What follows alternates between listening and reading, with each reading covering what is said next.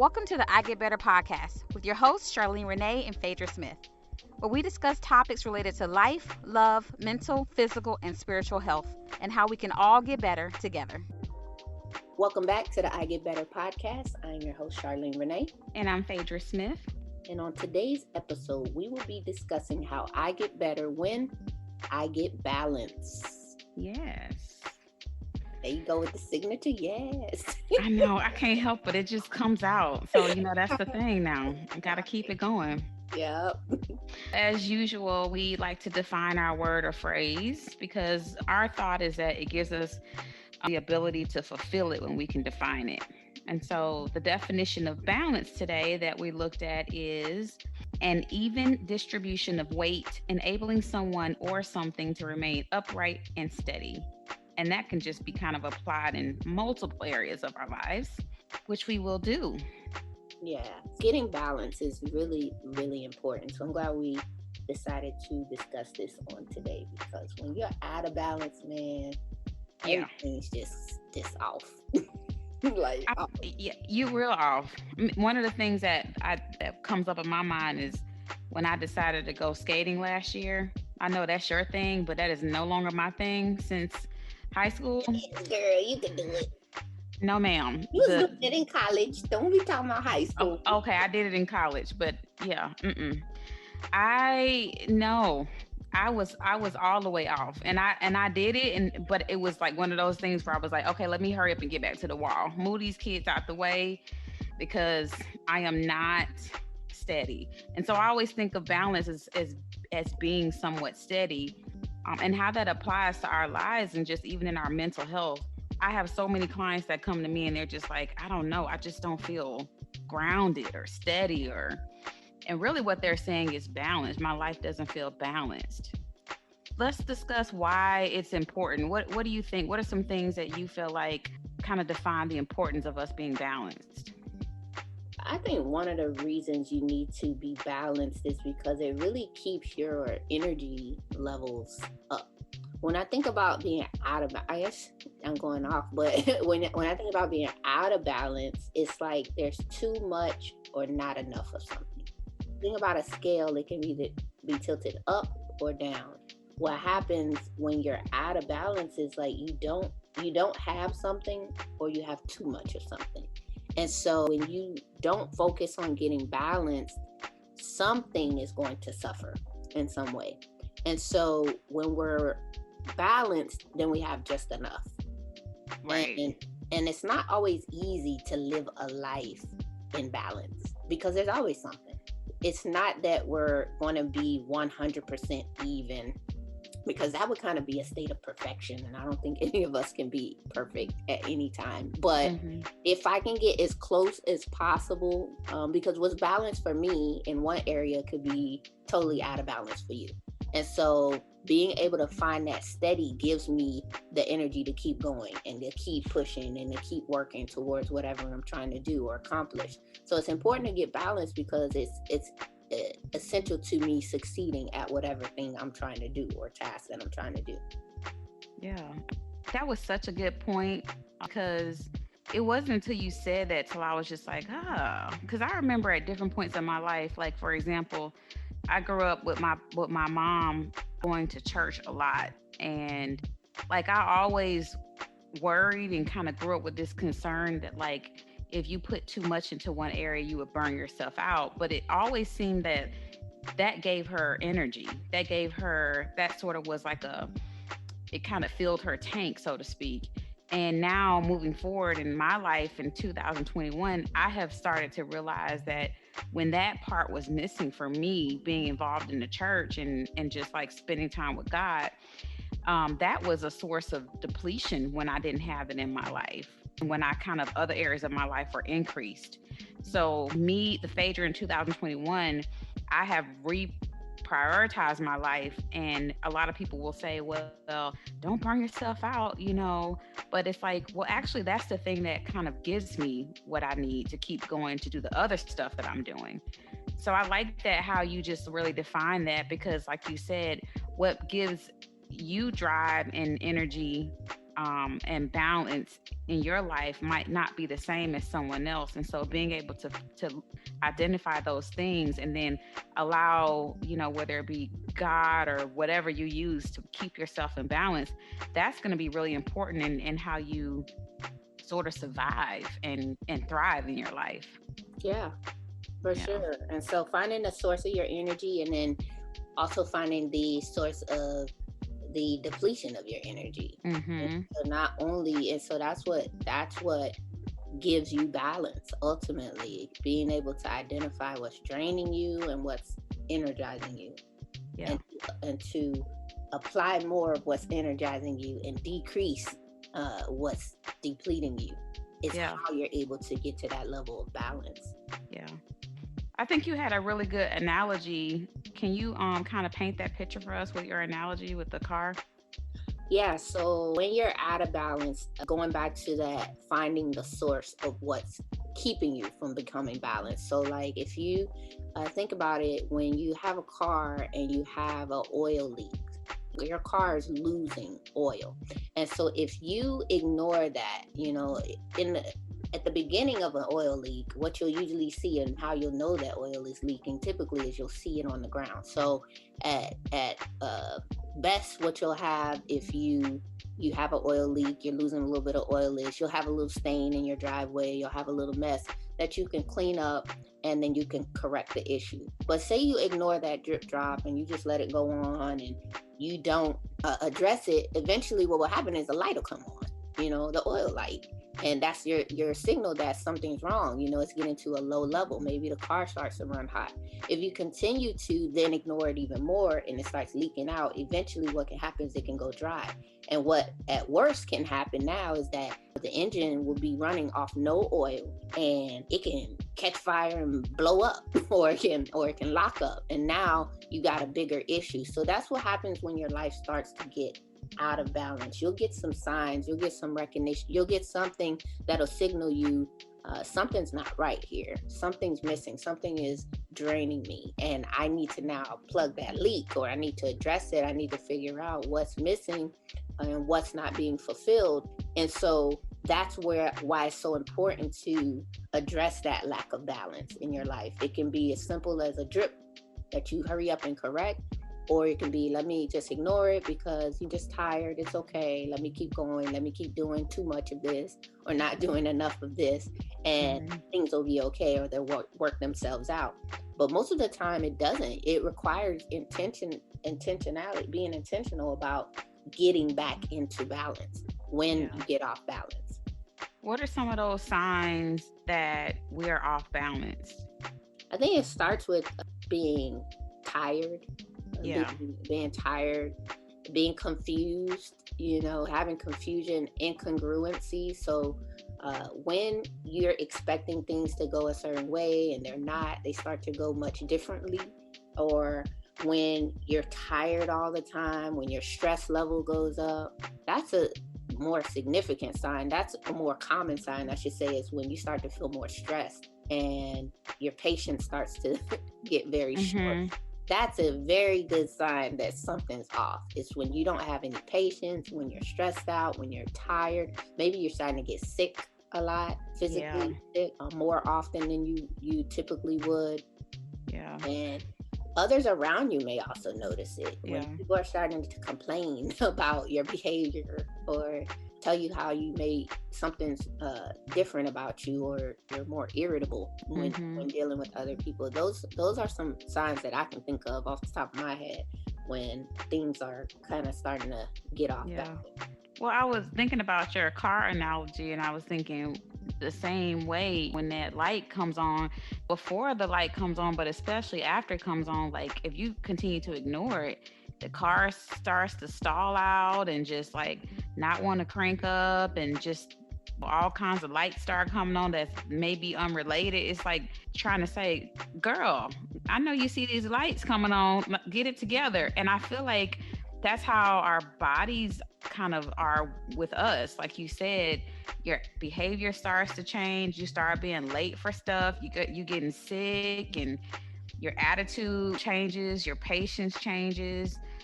Maybe if you're in school, your grades kind of start to or things just, it's harder to focus and be motivated.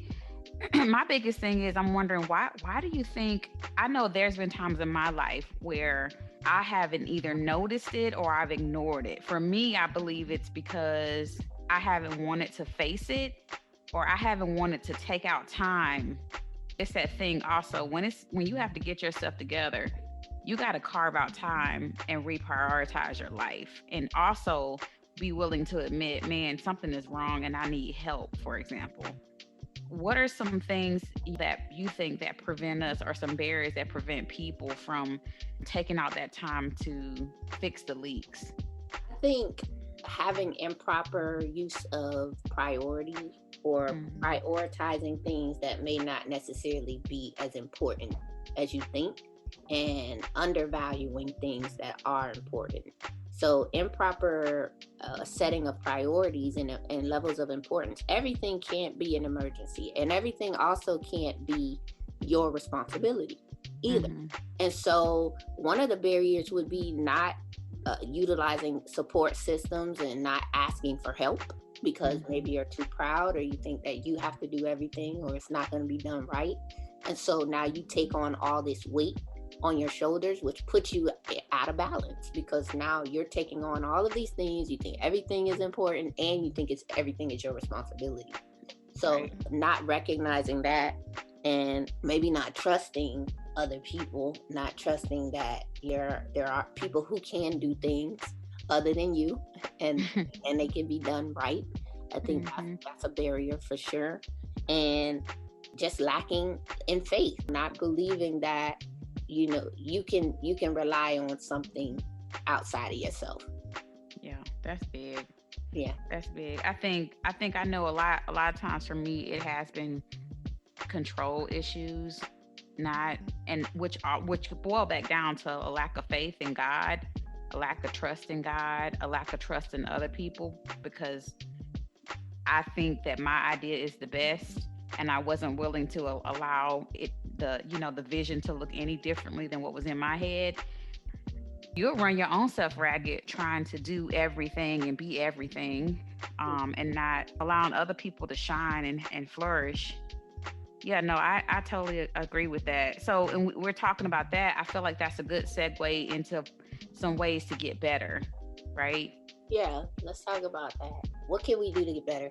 What are some things you've done personally to get better at getting balance for yourself? Well, I remember probably 6 months ago, I remember my life was completely different. And unbeknownst to me, I had been going through this sort of roller coaster of being good, I'm good, I'm good, but then it just like never lasts. And then I would go through a downward spiral where either I'd be struggling with depression or anxiety, or just a lack of motivation. And so I think the at the peak of that, I started just getting sick, with neck pains and back pains and things like, and I was searching everywhere for the answer. I was got x-rays and talking to my therapist, and she would be like, what's on your schedule? And yes, I'm a mom, business owner, all the things. And so yes, I was doing a lot, but when I look at my days, they weren't always full and busy. So I could not even really articulate what the real issue was. Now, me personally, it wasn't until I allowed God to really step in, and I totally surrendered my life to God and started trusting what the Bible said. Because a lot of Christians, I feel like they think, they read the Bible, but they don't always believe. They're like, yeah, yeah, yeah, I read that. And it's like, but did you though? And did you believe what it said? Because you're doing the opposite. And so I started just kind of like trying it. And I remember, fast forward, I was at a therapy session and my therapist was like, what has changed? Like, she was asking me, Mhm. what has changed in your life? Because I feel like you're doing more, but you seem better. Like, that doesn't make sense. And for me, like, from just a fleshly, earthly standpoint, no, it doesn't even make any sense. But that's how I know it's God. Because what doesn't make sense to me makes total sense in this like spiritual arena, because when I'm aligned, right, so we talked about earlier, what's your source, pretty much. When I'm aligned the way I'm supposed to, when I'm taking my car to the mechanic regularly and I'm resting and abiding in God regularly, like it doesn't make sense, right? So for me, the only thing I had to tell her, I said, I allow God to reprioritize my life. And so it wasn't like I decreased things, but he eliminated things that, number one, didn't need my time, and number two, those invisible things, like those worries in the back of my mind that I had no idea that I was still worried about, that unforgiveness and those other things that were preventing me from peace and rest and comfort. He eliminated those things, those invisible things in my life. So for me, it was my faith in God, and really kind of reprioritizing that, and also taking away the things like that really aren't important. I just had to start telling myself, do I really need to keep my phone on? No, I need to rest. So I'm going to turn my phone off. Like, that's just what it is. Yeah. So that's very practical, and that's example of setting a boundary. Right. And so lack of boundaries quite often is what leads mostly to a lack of balance and structure. And like you said, you can have your schedule, but what are you filling it with, and what needs to be there and what doesn't? And so a way to get better at balance is setting boundaries and having structure and prioritizing things that are important, and deprioritizing, I don't know if that's a word, but things that are not, because you have to identify for yourself how much is too much of something. And it goes back to what's too much for me may not be too much for you in certain areas. Being a parent, working, doing a lot that both of us do, what's important at a certain time for you may not be the same for me.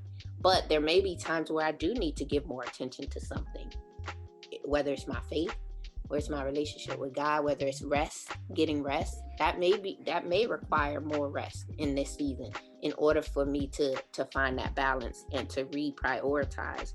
And so getting consistency also is another way to get better at balance, being consistent in things that we do, not shifting directions so often, not going from one thing to the other, but getting consistent and focusing can also play a big part in finding balance. It's hard to find balance when you're always shifting direction and changing. Not to say don't start new things or try new things, but stay consistent for a little while before you do that, because otherwise you can find yourself at a balance. Yeah, I agree with that.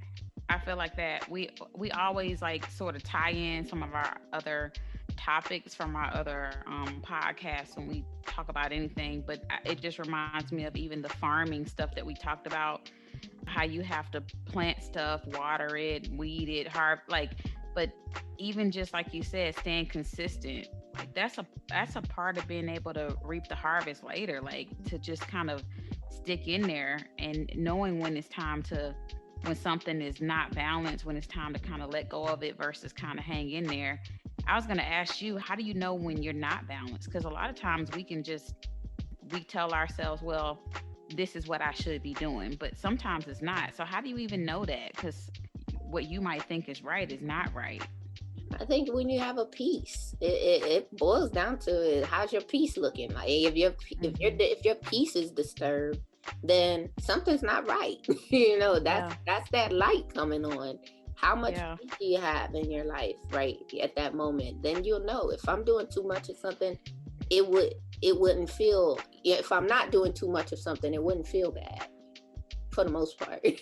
I guess there would be some exceptions to that, but how's your peace look? What are you looking at? How are you resting at night? Are you restless? Are you not able to get good sleep? Is something waking you up in the middle of the night? Are you waking up tired no matter how early you go to sleep? Those are some physical symptoms, but even mentally, is your mind at rest? Is your mind at peace? Or is it restless? Yeah. And that, for me, would be an indicator of if I'm out of balance somewhere. Yeah. I like how you mentioned earlier, it's the people thing. And I think that's why it's so important to have support and have a community of people around you that you can trust that they're healthy, because sometimes when we're not in our healthy state, we can think we're fine and we can sleep soundly and have a peace. And and it's not, and we still ain't right. So I think having somebody to say, hey, did you see that light, that check engine light? And then you like, yeah, I saw that, but then it kind of went away. And sometimes my mom's car used to do that. And so because what we might normalize was unhealthy, but to have somebody in our life to say, actually, I remember when you did not have that light, and not everybody has that light. And this is what a car looks like that doesn't have that light. I think having sort of that also is really important. And when we start to, when we don't have a, when we have a lack of people, when we start to be private or secretive, sometimes that is another indication that something's off. When we're avoiding being told what right things are, that's another indicator. So I like the support piece that you brought up, because I think that's very important also. Yeah, that's a good point. You don't want to just be putting it on yourself to get yourself back in balance. Yeah. You probably got yourself into that, so it may take more than you to get right. you out. Right. This is a good topic. I enjoyed this topic. It's good.